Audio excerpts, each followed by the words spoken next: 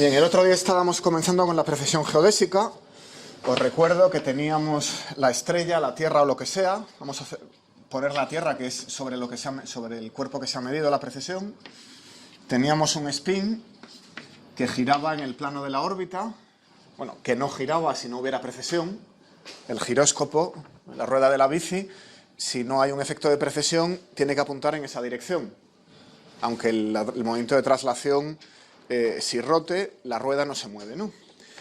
Y habíamos dicho que necesitábamos una ecuación para ese spin, que en mecánica newtoniana sería esto, si todos los cuerpos fueran esféricos, no hubiera momentos cuadrupolares que indujeran un bamboleo. Bien, entonces íbamos a generalizar esto a un cuadrivector. En el sistema en reposo, ese cuadrivector era 0S, ¿de acuerdo? Y en otro sistema de referencia simplemente S mu. Si el giróscopo está en reposo, su velocidad sería 1, 0. Avanza el tiempo, pero el objeto no se mueve. De manera que, comparando este vector con este vector, vemos que en el sistema en reposo, S mu por U mu es 0. Pero eso es una ecuación escalar. Número igual a número. Eso es cierto en cualquier sistema de referencia, está bien construida, con lo cual la podemos usar en otro sistema de referencia, en otro conjunto de coordenadas. Fenomenal. ¿Qué pasa en un sistema de referencia inercial? Bueno, si tenemos un sistema inercial, esto va a ser 0. Tengo una partícula que se mueve en línea recta, no hay masas que la afecten. Localmente, si hay masas, esto solo vale localmente, ¿no? Durante un instante. Pero si no hay masas, esa es la ecuación de movimiento, el spin se conserva a lo largo de la trayectoria del objeto, ¿vale? Por ser localmente plano el sistema de referencia. Pero ahora, si estamos en espacio curvo, hay masas y además dejamos que la partícula se propague un trocito de manera que la trayectoria ya no sea rectilínea, sino que empezamos a ver la geodésica curvarse, pues esta ecuación ya no nos sirve, ¿vale? O sea que en espacio curvo, para un tramo finito, ya no me puedo dejar caer porque el sistema inercial es distinto en un punto que en otro, ¿verdad? Las coordenadas normales de Riemann, ¿os acordáis? Solo nos permitían elegir un sistema inercial localmente. Pues necesito cambiar esta ecuación, ¿por cuál? La de transporte paralelo, ¿no? Necesito escribir en lugar de la derivada ordinaria, la derivada covariante. ¿Vale? Transportar ese vector, eso es lo mismo que la velocidad por nabla del spin igual a 0. Si lo queréis escribir como una derivada direccional covariante, para exponer la nabla, que es la que lleva los Christoffel, ¿os acordáis? Y esto es lo mismo que U beta parcial beta de S alfa más, y ahora símbolo de Christoffel, gamma alfa beta gamma S gamma igual a 0. Este objeto se ha convertido en todo esto. Esto de aquí es por supuesto lo mismo que la derivada respecto a tau del spin. Vamos a poner aquí la magnitud respecto a la que queremos escribir una ecuación, es una ecuación para la S, ¿no? Más gamma alfa beta gamma S gamma U beta igual a 0. ¿Vale? Esta ecuación es la ecuación que satisface el spin. Que esté girando o no esté girando, lo debemos sacar de ahí. ¿De acuerdo? Bueno, primera pregunta, ¿cuántas ecuaciones hay? 4 ecuaciones, ¿no? El índice alfa toma 4 valores, 0, 1, 2, 3. Aquí tenemos 4 ecuaciones. ¿Quién me dice una primera integral? S mu U mu igual a 0. Perfecto, gracias. Eso es. Que es lo mismo que S mu. Voy a poner los índices arriba. U nu, G mu nu igual a 0. ¿Qué es U? Este U es la velocidad que hemos puesto antes. Y estamos en una órbita circular, entonces en coordenadas t, r, θ y φ va a ser algo del tipo 1, 0, 0. Y si tenemos una órbita circular, aquí tengo que poner algo, ¿vale? Phi punto no es 0. Voy a llamarlo omega. ¿Qué problema tiene esa expresión? ¿Qué veis? ¿Nos parece bien a todos? No está normalizada. U cuadrado tiene que ser 1 para un giróscopo, ¿no? O sea que necesito ponerme aquí una constante, voy a llamarla u sub t, porque va a corregir ese 1. 1 por u sub t va a ser la componente temporal de la velocidad. Voy a llamarla u sub t con el índice arriba, porque estoy escribiendo u super mu. Y ahora tengo que normalizarla, ¿verdad? Bueno, lo otro que tengo que hacer es encontrar omega. ¿De dónde saco esa omega? ¿Quién lo sabría? Muy bien, vamos a probar. Entonces, tenemos una órbita circular. Eso quiere decir que r punto es 0, es r segunda, en espacio de Schwarzschild, alrededor de la Tierra o de otro cuerpo celeste. Lo de Schwarzschild lo digo porque aquí sale una métrica. Entonces me hace falta poner aquí algo, ¿vale? Bueno, me voy a la geodésica circular y os recuerdo la componente radial, m entre r cuadrado, e cuadrado, 1 menos 2m partido por r, menos j cuadrado entre r cubo, 1 menos 2m partido por r igual a 0. No te he hecho caso. ¿Por qué? Porque si utilizo esto se me mete el spin. Pero el spin es algo que quiero calcular después. Ahora estoy solo con la u. Si solo quiero la u no necesito el spin para nada.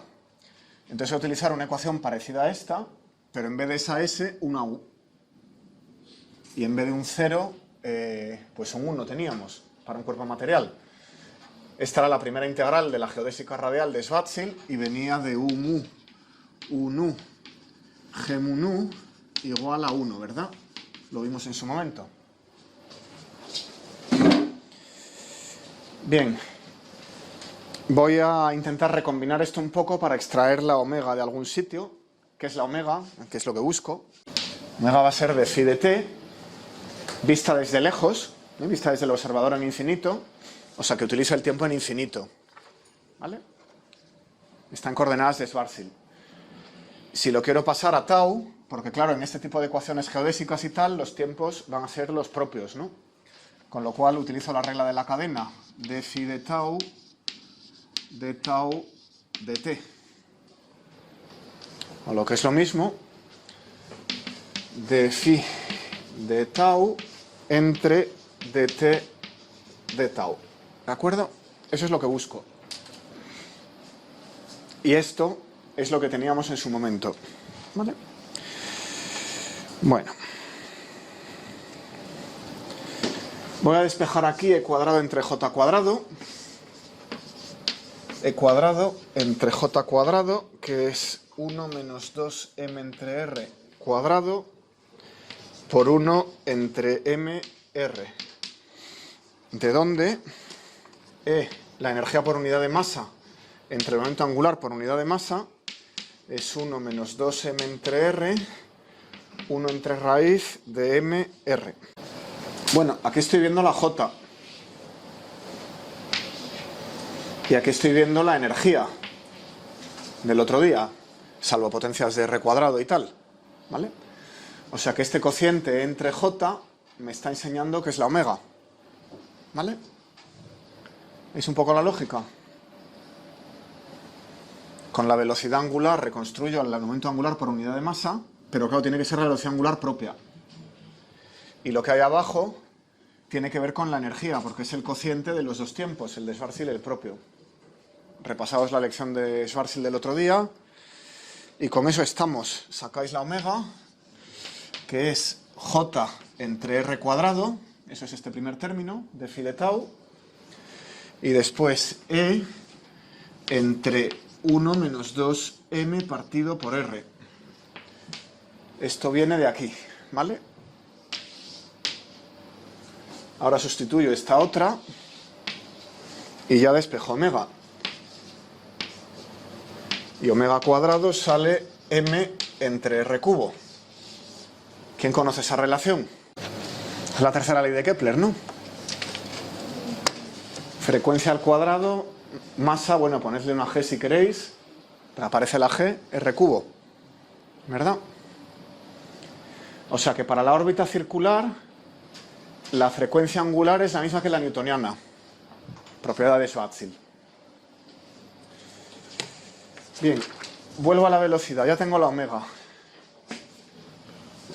Ahora necesito la normalización esta, la ut, para lo cual vamos a imponer lo de que ut al cuadrado sea 1. Entonces queremos u cuadrado igual a 1. Eso quiere decir que ut cuadrado por 1 por g00 por 1 menos omega por gtt, y ya le he sacado el signo, por omega, tiene que ser igual a 1. Y no mucho más. Este g00 vuelve a ser el 1 menos 2m partido por r, y este gtt, estamos en el plano ecuatorial. GTT, ¿cómo que GTT? G phi phi, ¿no?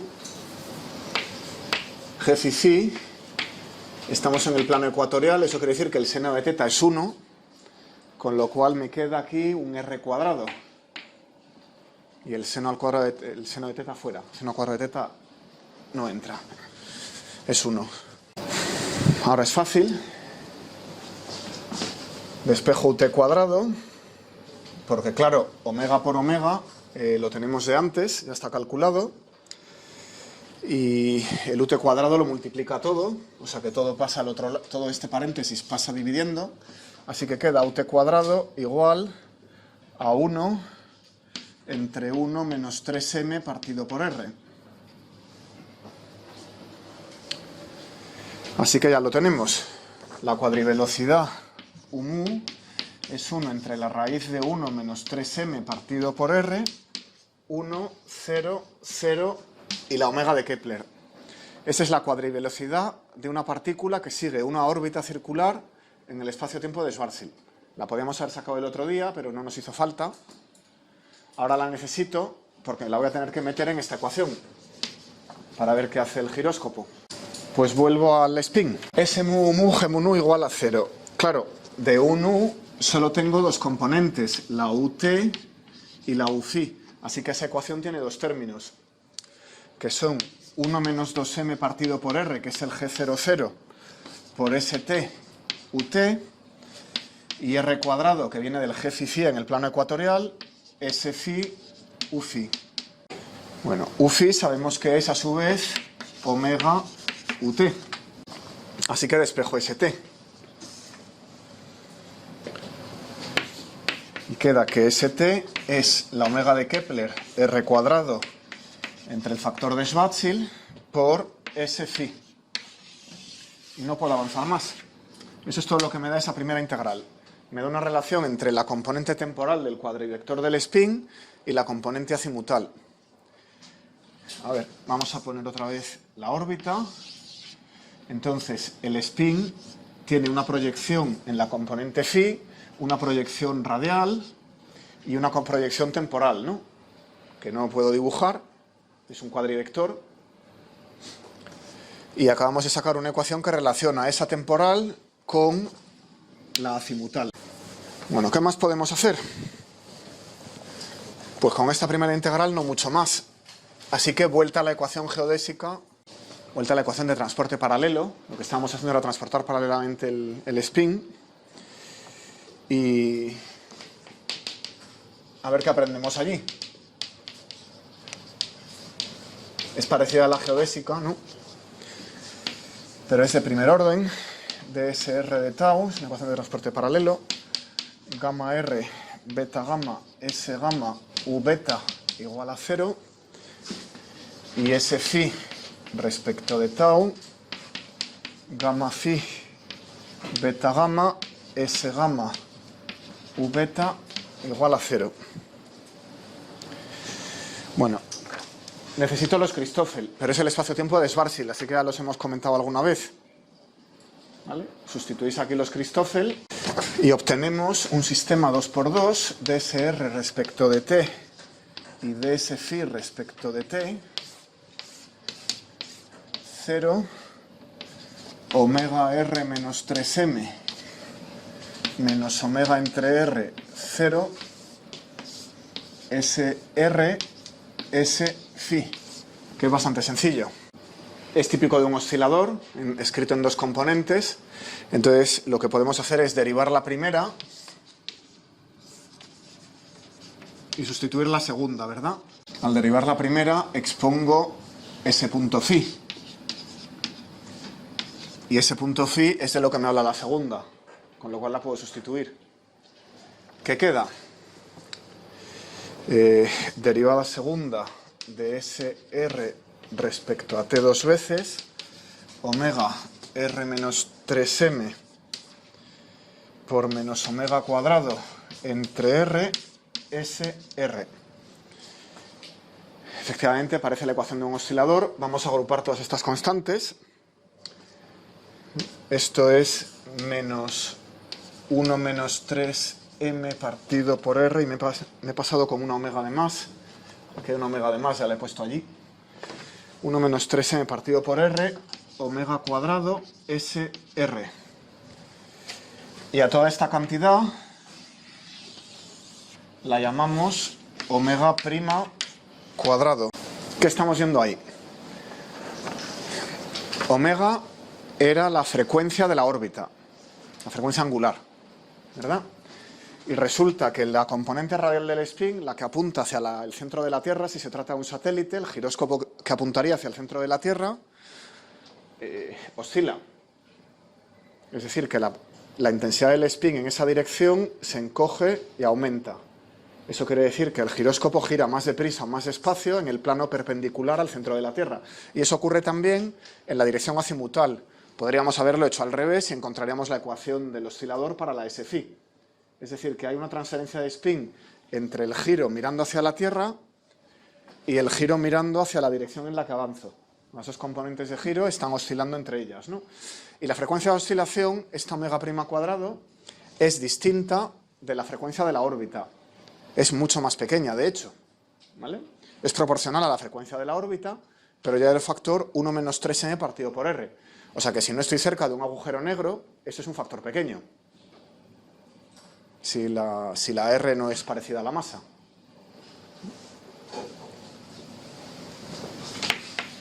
Así que hay una pequeña precesión del spin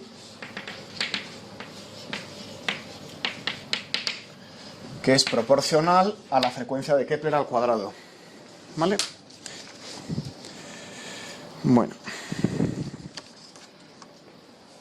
Y omega prima es dividido por omega, el cociente de las frecuencias, es la raíz de 1 menos 3m partido por r, el radio de la órbita. Estoy llamándolo R mayúscula. Bueno, pues el satélite Gravity Probe B se lanzó hace un tiempo, hacia 2004 estuvo activo. Hablamos en otro día de Gravity Probe A, que fue un satélite que fue un lanzamiento vertical. El Gravity Probe B estaba en órbita. Entonces este satélite lo que intentaba era medir esta precesión geodésica, esta precesión de De Sitter. A ver si efectivamente esta predicción de relatividad general salía, porque una teoría alternativa a la relatividad general aquí dará otra cosa. Será también pequeña, pero a lo mejor ese número cambia, o esa dependencia con la raíz cambia, ¿vale? O sea que lo que se quería era comprobar esto. El radio de la órbita era de 7.027 kilómetros. Claro, tiene que ser mayor que 6.370 o estaríamos arreglados, ¿verdad? Esto funcionó 6 años, 7 años, de 2004 a 2010.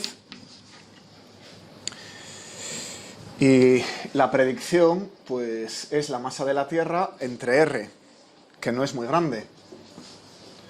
La predicción para el satélite era omega prima entre omega igual raíz de 1 menos 3,3 por 10 elevado a menos 6 masas solares, que es la masa de la Tierra en masas solares, por 1 kilómetro con 47 que tiene cada masa solar, convertimos G entre C cuadrado, dividido por los 7.027 kilómetros del radio de la órbita, para dar 1 menos 9 por 10 elevado a menos 10. O sea que por cada 10.000 millones de órbitas, el spin del giróscopo a bordo de Gravity Probe B habrá dado una vuelta. No es un efecto muy grande. Bueno, le costó mucho arrancar, pero finalmente consiguió comprobar esto con una precisión del 3 por 1000. Como veis, estuvo bastantes años y luego tardaron también tiempo en reanalizar datos y tal. No fue fácil, pero eso está comprobado en la Tierra. Claro, en un agujero negro, cerca de un agujero negro, eso será mucho mayor. Los spins cerca del centro galáctico pues están girando a toda pastilla, ¿vale? Bueno, a toda pastilla con la órbita o sea, con la frecuencia angular de la órbita, que tarda unos cuantos años, ¿no? Bueno, pues ahora querría atar esto con lo del otro día un momento.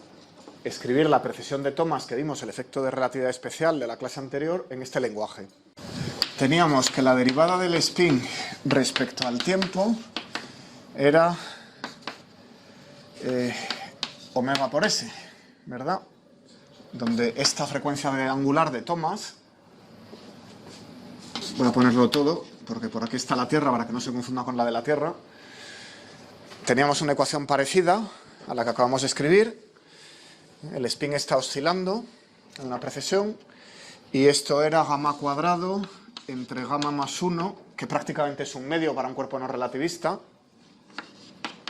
Lo habíamos visto, gamma es casi 1. A por v entre c cuadrado, que es la forma en la que la usaríais para física atómica, ¿verdad? Bueno, pues ahora quiero poner esta fórmula en el contexto de una órbita circular en un espacio-tiempo de Schwarzschild, que son estas cantidades a, v y gamma, ¿no? Entonces, de nuevo en órbita, v va a ser omega r, la aceleración centrípeta va a ser perpendicular a v, y como sabéis, su módulo es omega cuadrado r. Es decir, en vez de intentar llevar esto a un potencial para el electrón, lo que voy a hacer es escribirlo en términos de los parámetros orbitales de una órbita circular no relativista. No relativista porque esto era pequeño, hemos dicho que era 10 elevado a menos 10. Estamos muy lejos del campo fuerte, ¿no? Total, que la frecuencia omega t viene a ser menos z por un medio del gamma entre gamma más 1 por c cuadrado, omega cubo r cuadrado, por supuesto. Esta es la de Thomas. Y si divido la de Thomas por la... tomo el módulo y lo divido por la kepleriana, la de la órbita, pues claro, es esto de aquí, 1 entre 2c cuadrado, omega cubo, r cuadrado. Sustituyo aquí la tercera ley de Kepler de antes y queda 1 entre 2c cuadrado. Me he dejado algo, esto es un omega cuadrado, no un omega cubo, si no, no funciona. M partido por r. ¿Vale? Si expandís esto, hemos dicho que es 1 menos 3 medios de m partido por r. O sea que la de Thomas aquí tiene un 1 y la de Sitter aquí tiene un 3. Ahora la de Sitter tiene que incluir a la de Thomas, ¿verdad? Hemos calculado con toda generalidad en relatividad, en un espacio-tiempo de Schwarzschild, que hace el spin cuando gira alrededor del centro del sistema. Nos ha salido esto, lleva un 3. O sea que la de Thomas es 3 veces más pequeña que esta otra, ¿vale? 2/3 se deben a la gravedad y el 1/3 pues es un efecto cinemático del cambio de sistema de referencia del satélite. Bien, esta descomposición depende del sistema de coordenadas, o sea que bueno, no hay que tomársela demasiado en serio, esto sale así en las de Schwarzschild, ¿vale? Bueno, pues cierro este epígrafe y vamos a hacer algún problema más. A ver qué resolvemos.